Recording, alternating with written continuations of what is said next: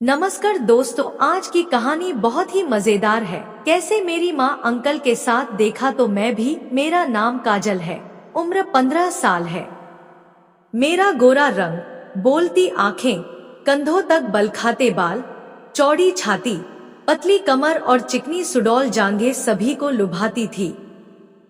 पुरुष मेरे सौंदर्य को देखकर कहते हैं लड़की तो किसी रसगुल्ले से कम मुलायम और रसदार नहीं है।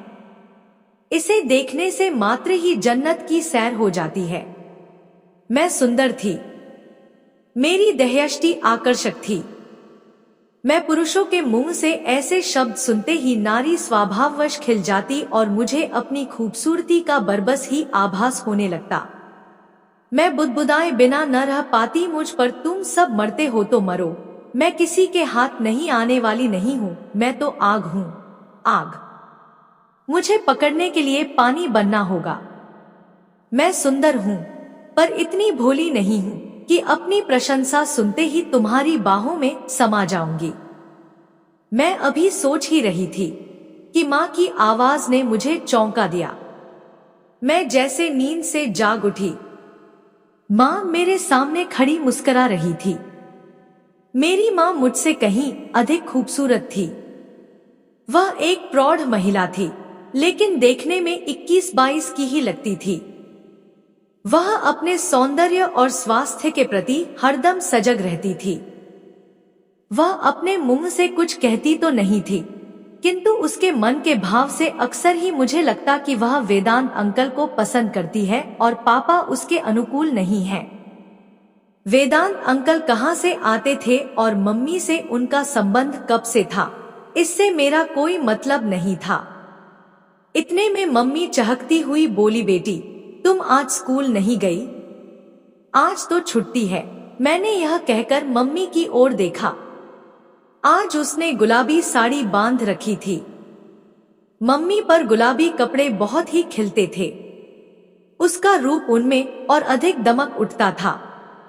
मुझे जहां तक मालूम था, मम्मी सजती संवरती तभी थी जब वेदांत अंकल घर पर होते थे या आने वाले होते थे।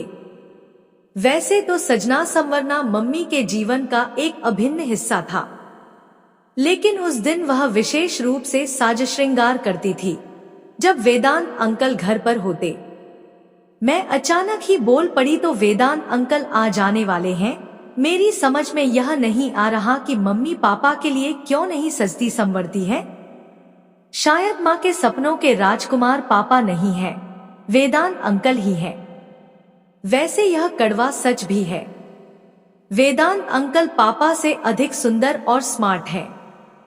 अपने आप को हमेशा ही सुंदर बनाकर रखते हैं, कपड़े ढंग के पहनते हैं। और पापा तो बिल्कुल ही ढीले ढाले व्यक्ति हैं। एक ही कपड़े को 2-2 रोज तक पहने रहते हैं। शेव तभी बनाते हैं जब खुजली होने लगती है या उन्हें कोई टोक देता है। माँ को तो चुस्त और खूबसूरत पुरुष चाहिए। वेदांत अंकल चुस्त भी हैं और सुंदर भी हैं। इसी बीच माँ ने मुझे टोक दिया, यह लड़की तो हमेशा ही कुछ न कुछ सोचती ही रहती है।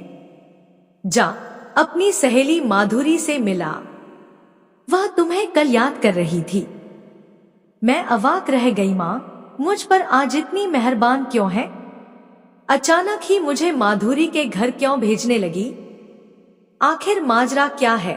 एक साथ मेरे मस्तिष्क में न जाने कितने ही सवाल उमड़ने घुमड़ने लगे, लेकिन मुझ में यह पूछने की हिम्मत ही नहीं थी कि तुम मुझे जबरदस्ती माधुरी के घर क्यों भेज रही हो।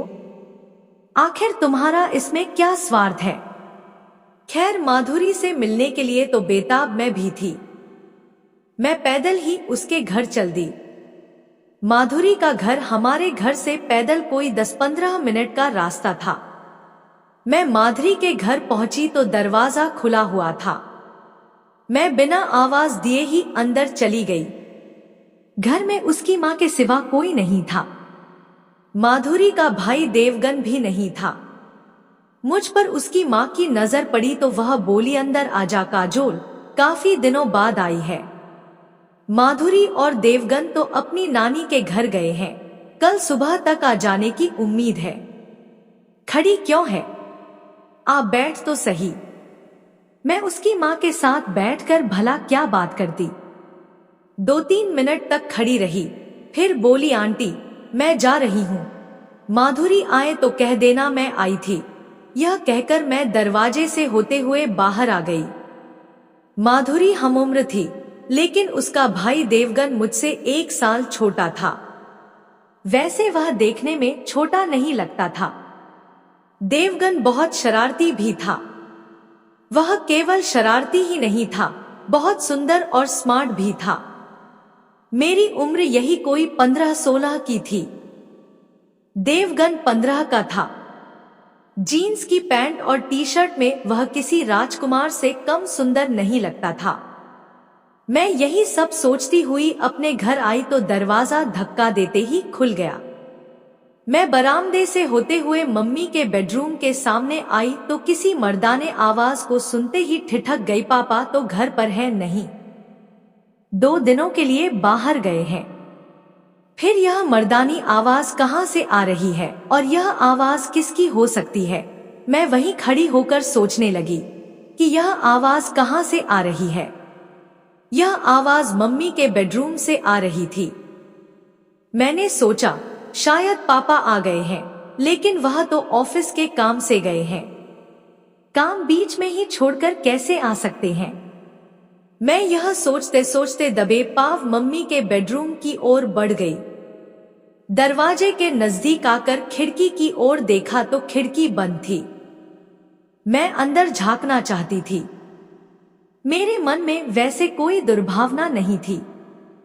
मैं तो यह देखने के लिए बेचैन थी कि कहीं पापा तो नहीं आ गए हैं। तभी मेरी निगाह दरवाजे के गोल छेद पर पड़ी।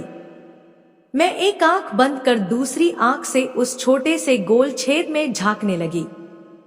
अंदर का नजारा देखकर मुझे अपनी आंखों पर विश्वास नहीं हुआ। मैंने अपनी आंखें मलकर फिर उस गोल छेद से झांका तो वही दृश्य नजर आया। इस बार अविश्वास करने का कोई सवाल ही नहीं था। वेदांत अंकल बिल्कुल ही निर्वस्त्र थे और मम्मी चड्डी बनियान में थी। इस मुद्रा में दोनों ही बहुत खुश थे। एक दूसरे की आंखों में आंखें डाले यूं बैठे थे जैसे एक दूसरे को सम्मोहित कर रहे हों। इतने में मम्मी ने वेदांत अंकल के पेट में गुदगुदी की। वह अनायास ही हंसने लगे और हंसते हंसते ही उन्होंने मम्मी को अपनी गोद में उठाकर बिठा लिया। मम्मी उनके गले में बाहें डालते हुए बोली, तुम्हारी बाहों का स्पर्श बड़ा ही उत्तेजक है। दिगंबर ने तो मुझे कभी ऐसा आनंद दिया ही नहीं। तुम्हारा पति दिगंबर कोई मर्द थोड़े ही है, वह तो भोदू है। न जाने कैसे उसके साथ तुम रहती हो। वेदांत अंकल यह कहकर हंसने लगे। दिगंबर तो एक खंभा है जिसकी आड़ में मैं तुम्हारे साथ रहती हूँ। दिगंबर जैसे पति को उंगलियों पर नचाना मुझे खूब आता है। मम्मी यह कहते कहते काफी आक्रामक हो गई और उसने वेदांत अंकल के गाल को दांतों से काट लिया।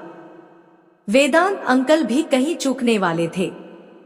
एक हल्की सी सीतकार लेते हुए उन्होंने मम्मी को बाहों में समेट लिया, फिर उसके होठों को जोर से भींच लिया। अब कैसा लग रहा है? कैसा क्या लग रहा है? अच्छा लग रहा है। क्या तुम्हें नहीं पता, स्त्रियां दर्द से मिठास चूसती हैं? मम्मी के शब्द यह कहते कहते लड़खड़ा गए।